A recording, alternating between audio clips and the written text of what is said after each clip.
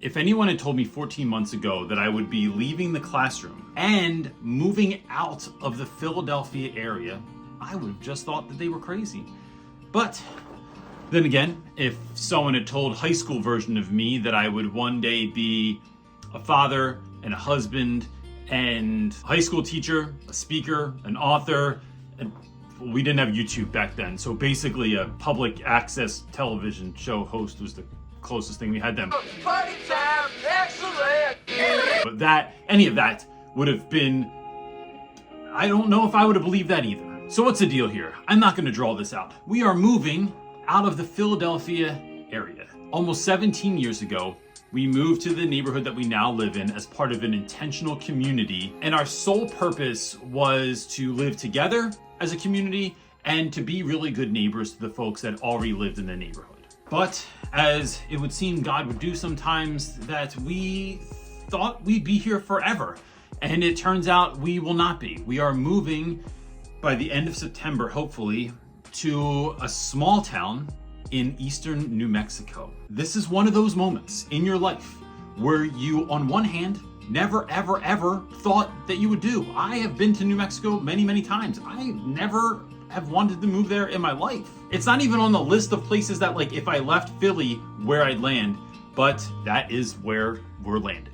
Because on the other hand, the last several months in our family, in our personal lives, a series of events have unfolded that have left us without the shadow of a doubt that this is, in fact, the right move for us. And without going into too much of our personal stuff, I can say that the most seemingly unbelievable, serendipitous alignment of events have taken place that just let us know that this is where we are to go next. This is where our path is taking us. And so why?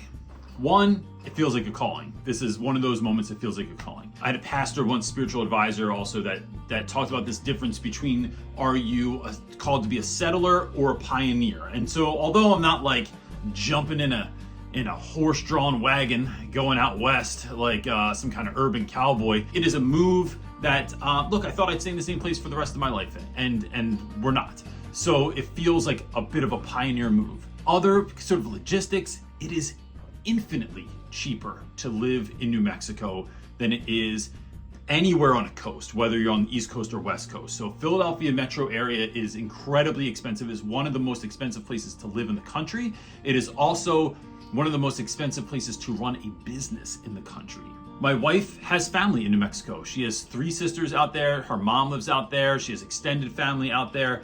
And that is family that we have never fully been able to like appreciate, tap into, and I'm so thankful that we're not just plopping down somewhere and not knowing anyone, but that there are these really great people, like really great people that we are going to be able to share life with when we get to New Mexico. And you know, it's more room. There's more room for everything. I mean, we live in a row home with a backyard that's the size of a postage stamp, and so the idea that I could throw a ball to my dog in the backyard and run my business out of my house is really exciting, to have that much more room to grow into who we are called to be next. And the last kind of reason I want to share with you is that we're looking forward and feeling more called to raise our kids in a small town environment instead of in a city environment. And in the last few years, we've seen more and more evidence of this. We've decided as a family that we don't want our children exposed to many of the things that the city unwantingly exposes your children to. In this next season of our lives, we are really looking forward to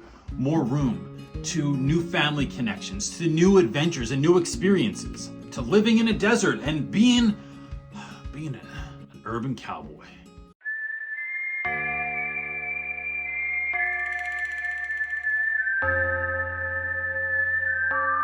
And the only thing that's going to change in our business is we will have more time and more space to do more and to serve more. If you'd like to follow us on Instagram in the next coming weeks as we squeeze 4 full-size adults and 2 pets into a car and drive 1,700 miles from the city to the desert, feel free. And as always, we just want to thank you for your support. You know, we've been on YouTube for 7 years and we have met almost nothing but deep deep support, and there's no video I could make that could just say or show how much that has meant to us in every stage of this adventure. That's it for now, gang.